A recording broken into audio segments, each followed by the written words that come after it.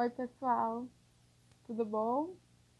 É uma honra estar aqui com vocês hoje conversando, falando um pouquinho, né, sobre previdenciário, a área de previdenciário, falando sobre pensão por morte, dentro então do grupo de estudos de Direito de Família do IARGS.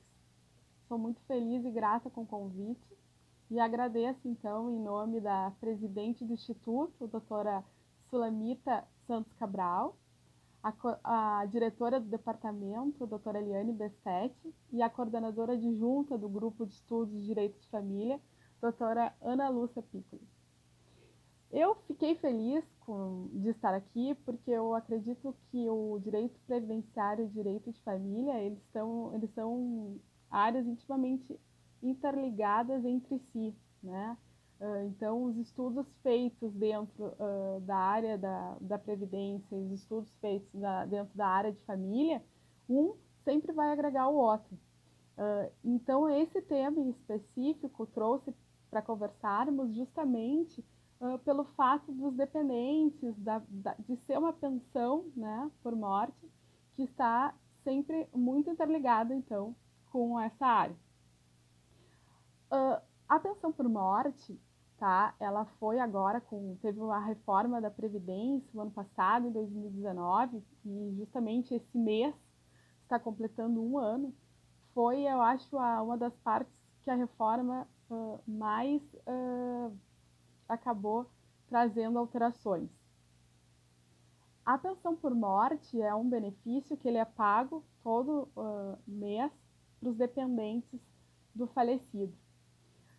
Esse falecido, na época do seu óbito, ele tem que estar trabalhando, tá? O momento que está trabalhando, ele já adquire a qualidade de segurado, é um benefício que ele não exige carência, mas ele tem que estar, na época do seu falecimento, ele tem que ter a qualidade de segurado.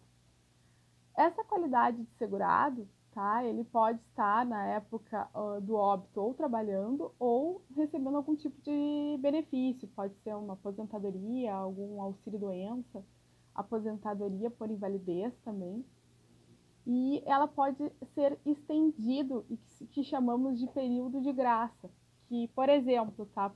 Se o seu João na época estava trabalhando, trabalhou numa empresa, ficou 12 meses nessa empresa e por algum motivo o seu João resolve sair da empresa, tá? E ficar sem contribuir.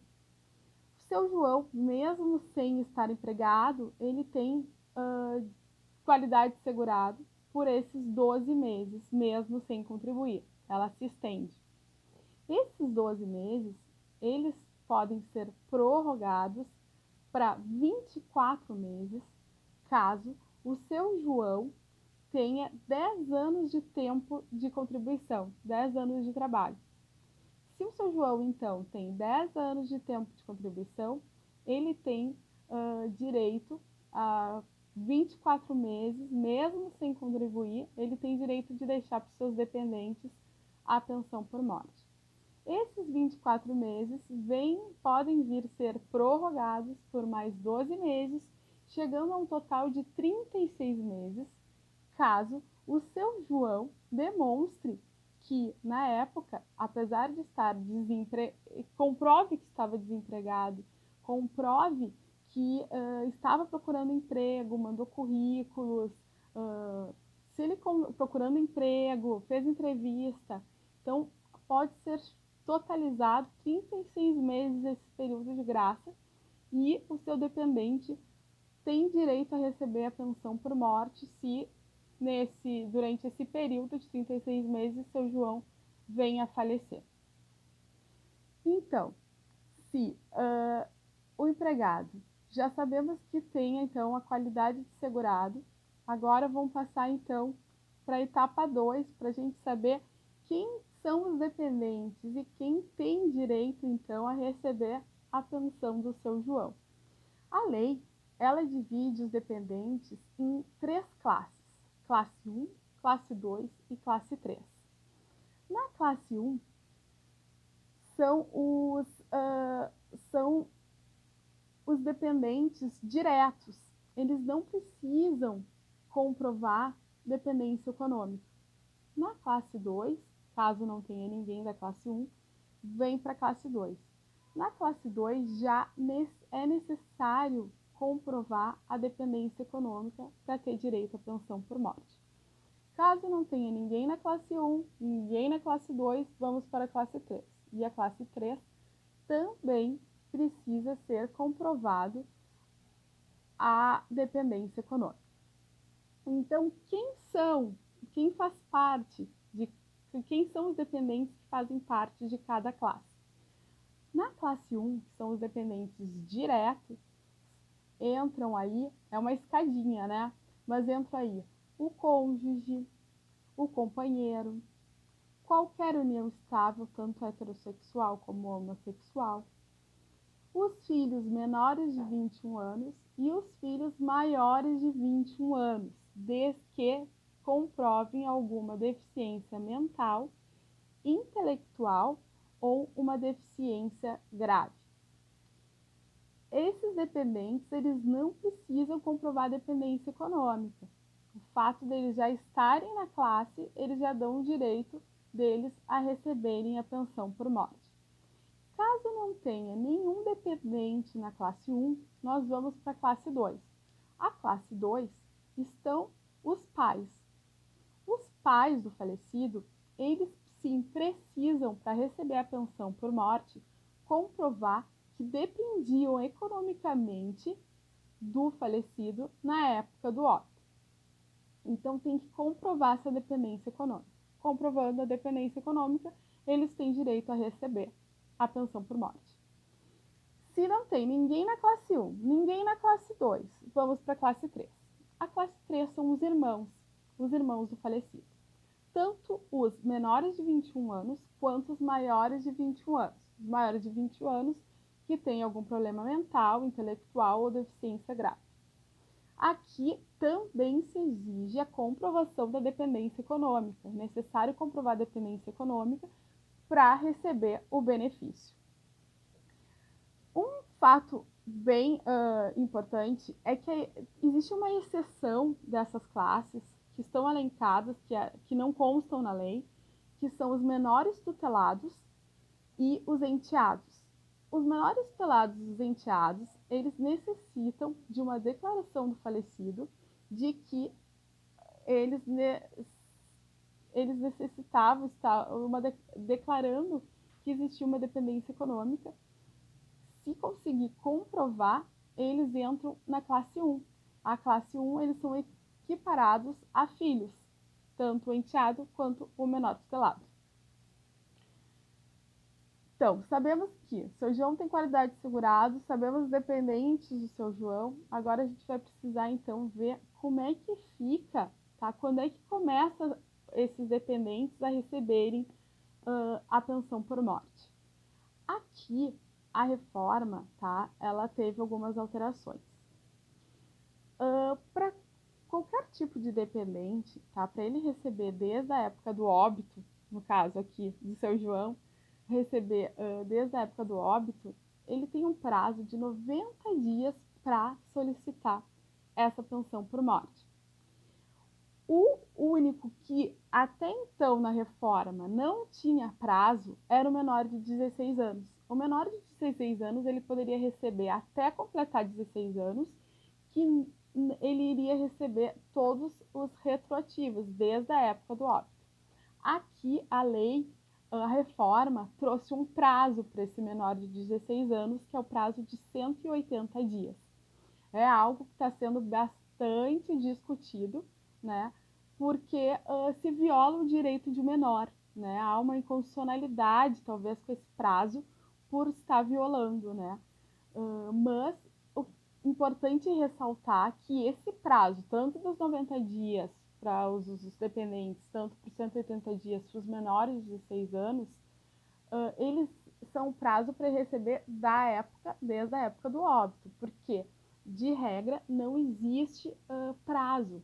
Eles podem receber, podem fazer o requerimento a qualquer tempo, só não vão receber desde a época do requerimento, né? E não desde a época do óbito. Por isso, esse prazozinho. E quanto tempo vai durar essa pensão por morte? Aqui tem algumas regrinhas, né, que é importante destacar. Claro que com o falecimento do dependente, cessa o benefício. Se o filho ou a pessoa equiparada como irmão, também vai cessar o benefício quando completar 21 anos. Aqui tem algo diferente, né, das pensões alimentícias do direito de família, que na pensão alimentícia, se caso está matriculado em algum estudando ainda, consegue se prorrogar esse tempo. Na pensão por morte, esse tempo ele não é prorrogado. Completando os 21 anos, automaticamente já cessa esse benefício, tá? Os filhos ou os irmãos inválidos que deixarem de ser inválidos também não têm mais o direito à pensão por morte. Essa pensão será cessada. Agora vamos às discussões do companheiro, do cônjuge, que tem bastante alteração e bastante regrinhas para estes dependentes, tá? O cônjuge ou companheira, tá? Se o falecido tinha menos de 18 contribuições ou o tempo de relacionamento da união estável for menos de 2 anos, o prazo para recebimento é apenas 4 meses. Esse dependente vai ter direito a apenas 4 meses para receber esse benefício. Se o tempo de duração for maior de 2 anos ou ele ter mais de 18 contribuições, aí a gente precisa saber a idade do companheiro ou da companheira ou do cônjuge. Sabendo a idade, tem um prazo X para cada idade. Vou passar para vocês, então, como é que ficou a tabelinha, tá? Até 21 anos, a dependente tem 21 anos, o prazo de duração são de 3 anos. De 27 anos até 29 anos, recebe por 10 anos. De 30 anos a 40 anos, recebe por 15 anos. E de 41 anos a 43 anos, recebe por 20 anos. E mais de 44 anos, aí sim é para a vida toda. Isso agora, tá, pessoal, é agora em 2020. Por quê? Porque existe uma lei, tá, que diz que conforme a expectativa de vida do brasileiro vai crescendo, essas idades elas vão aumentando e as pessoas irão receber por menos tempo. É justamente aí que a lei quer mudar, né? Porque antigamente se recebia pensão por morte por uma vida toda e não tinha limites de idade, não tinha limite de tempo. Então, aqui que a reforma veio com tudo para trazer essas alterações. E como fica, então, que é outro ponto bastante polêmico com a reforma, que é o valor dessa pensão por morte. Aqui mudou bastante, tá? A reforma foi bastante cruel e o cálculo ele funciona mais ou menos assim. Se quando se quando o falecido morreu, ele já era aposentado, o benefício ele já começa com 50% do valor da aposentadoria, mais 10% para cada dependente menor de 21 anos ou maior de 21 anos, os inválidos, tá?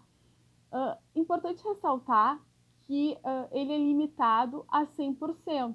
Então, daqui a pouco tem vários dependentes, não vai ser 170 esse número, não, ele vai se limitar ao 100%.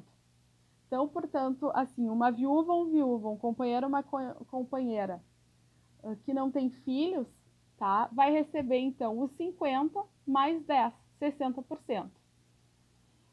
Esse benefício ele não pode ficar abaixo do salário mínimo, tá? Ele é o salário mínimo, ele vai ser fixado, se caso fique menos, vai ser fixado no salário mínimo. Ele não pode, ele não pode ser por menos tempo. E se ele não era aposentado, como é que funciona? Bom, caso ele não era aposentado, funciona o seguinte: ele vai ser o benefício, ele vai ser calculado com a mesma regrinha que agora se utiliza para calcular a aposentadoria por incapacidade. Que antigamente se usava, tá, os 80% das maiores contribuições. E ele ganhava uma aposentadoria com 100% da média salarial. Agora, esse critério mudou, ou o cálculo ele mudou bastante, na verdade. Por quê? Porque se utiliza todo o tempo, não se utiliza mais uma média dos 80% maiores, se utiliza todo o período, tanto as maiores quanto as menores, tá? E aí, desse período, que se faz o cálculo. Então, tu não calcula, tá, mais 100%, e sim os 60% dessa média salarial, calculada com todas as contribuições do ano de 94 para frente, mais 2 pontos percentuais para cada ano de contribuição, que exceder 15 anos se for mulher e 20 anos para homens, até o limite dos 100%. Então, esse cálculozinho, ele mudou bastante, tá? Os valores dos benefícios. A partir daí que a gente faz também uma regrinha sobre as cotas, tá? As cotas sobre como é que fica para cada dependente, tá? Então, por exemplo, antes era 100% do valor e o dependente ele poderia receber então esse 100% do valor. E se ele tivesse outro dependente, dividiria 50% para um, 50% para outro, tá? Agora funciona assim.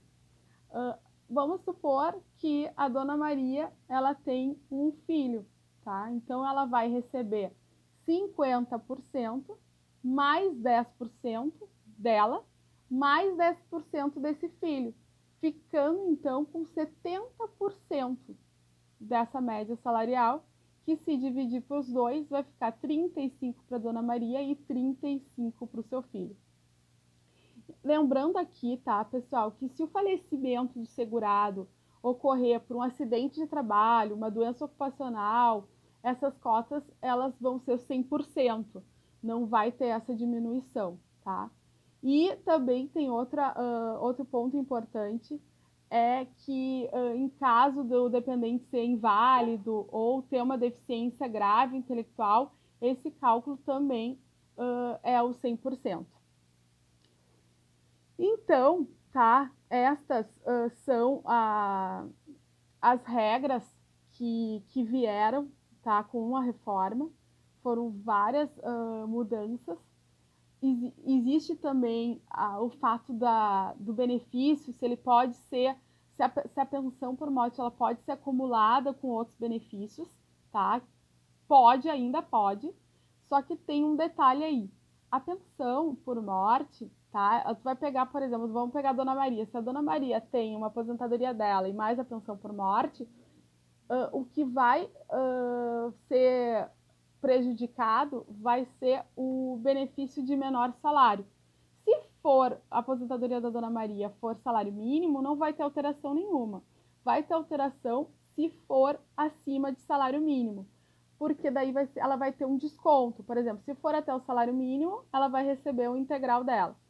Se for até 2 salários mínimos, ela vai receber 60% eu estou falando do outro benefício, tá? Que de valor menor. Se for até 4 salários, é de 20%, e mais de 4 salários é de 10%. Estas foram as alterações, foram bastante, vai mexer bastante com as pensões. Acredito que a gente vai começar a sentir mais a partir desse ano, do ano que vem, né?